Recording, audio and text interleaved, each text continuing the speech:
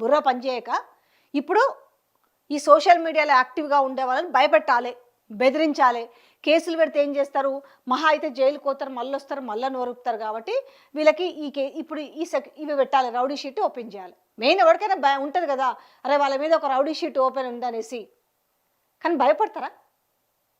నిజాన్ని నిర్భయంగా చెప్పాలనుకునే వాళ్ళు భయపడతారా? మీరే అన్నారు కదా, అదిరించేవాడు లేకపోతే బెదిరించేవాడిది రాజ్యం అవుతుంది అనేసి. సేమ్ ఇప్పుడు అదే కదా.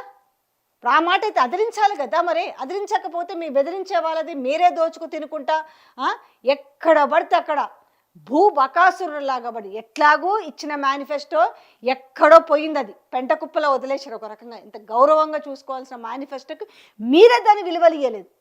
మళ్ళీ దాన్నేమో మాకు బైబిల్తో సమానం, ఖురాన్తో సమానం, భగవద్గీతతో సమానం అంటారు. కానీ ఎక్కడన్నా దాన్ని గౌరవించిరా?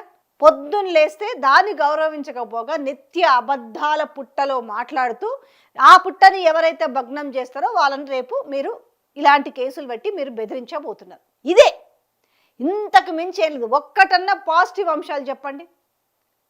కేసు చూపిస్తే చూపిస్తారు నిజాలు, ఏమవుతుంది అనుకోవాలి. అట్లా కాదు కదా. మనకు ఎంత వీలైతే అంత మనం మాత్రం సోషల్ మీడియాలో దాడి చేయొచ్చు. కానీ ఎవరైతే నిజాయితీగా సోషల్ మీడియాలో ప్రశ్నిస్తారో వాళ్ళ గొంతులు మాత్రం నొక్కదు. దానికి కానీ ఏం చేయాలంటే ఈ ఒక ముసుగులో సోషల్ మీడియా సైబర్ నియంత్రణ నేపథ్యంలో, అంటే సైబర్లో సోషల్ మీడియాలో అడ్డు పెట్టుకొని ఎవరైతే సైబర్ నేరాలు చేస్తారో వాళ్ళ కోసం అంటూ మీరు పెట్టింది ఇవాళ దేనికోసం పెట్టింది అనేది అందరికీ అర్థమవుతుంది.